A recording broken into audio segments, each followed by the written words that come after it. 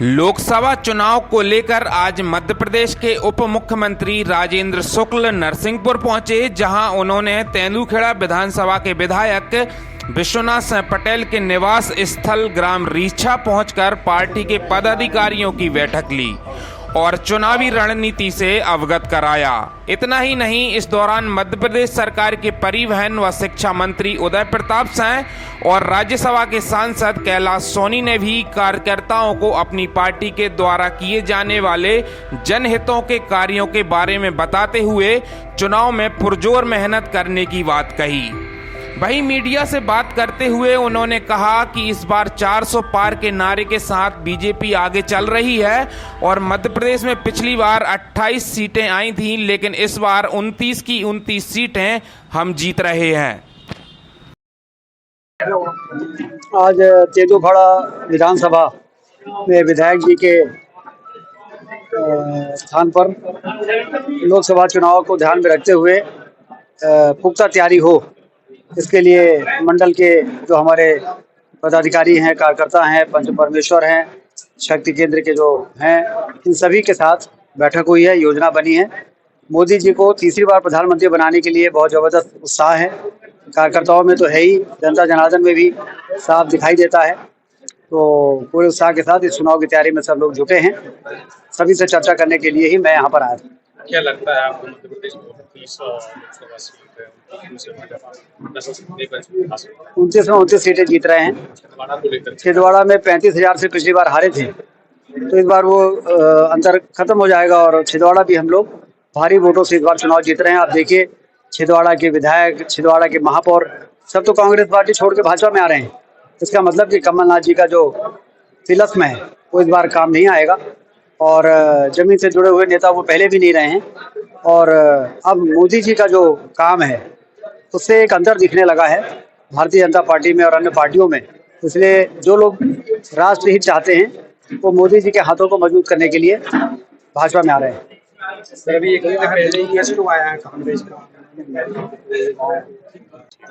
स्वाभाविक रूप से होशंगाबाद नरसिंहपुर संसदीय क्षेत्र फिर एक बार रिकॉर्ड बनाएगा। पिछले बार 28 थी, इस बार मोदी जी की माला में जो मध्य प्रदेश के 29 मणि है, वो उस माला में पिरोने का मध्य प्रदेश की जनता काम करेगी और बड़ी जीत के साथ दर्शन चौधरी जी लोकसभा के अंदर जाएंगे। दिग्विजय सिंह ने पदयात्रा शुरू कर दिया, उसको कैसे लेती है? एक पदयात्रा पहले भी की थी, उसके बाद के परिणाम आपने देखे हैं और जैसे पद चिन्ह व्यक्ति छोड़ता है वैसे परिणाम आते हैं। अब वो जैसे पद चिन्ह छोड़ेंगे वैसे परिणाम फिर आएंगे। और मैं तो देखिए, 2024 के चुनाव बहुत महत्वपूर्ण चुनाव है। ये कोई दर्शन सिंह या संजय शर्मा जी के बीच का चुनाव नहीं है, ये कांग्रेस और भाजपा के बीच का चुनाव है।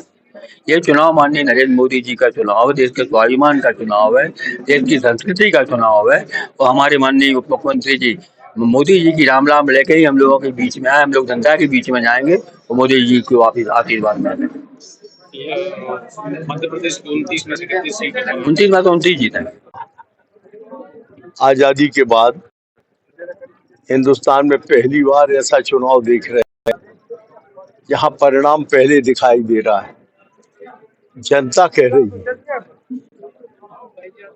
कि मोदी जी की लहर नई आंधी है और हम सब भी जहां तहां महसूस कर रहे हैं और इसका मुख्य कारण है कि हमारा लोकतंत्र जवान नहीं प्रौढ़ हो गया है।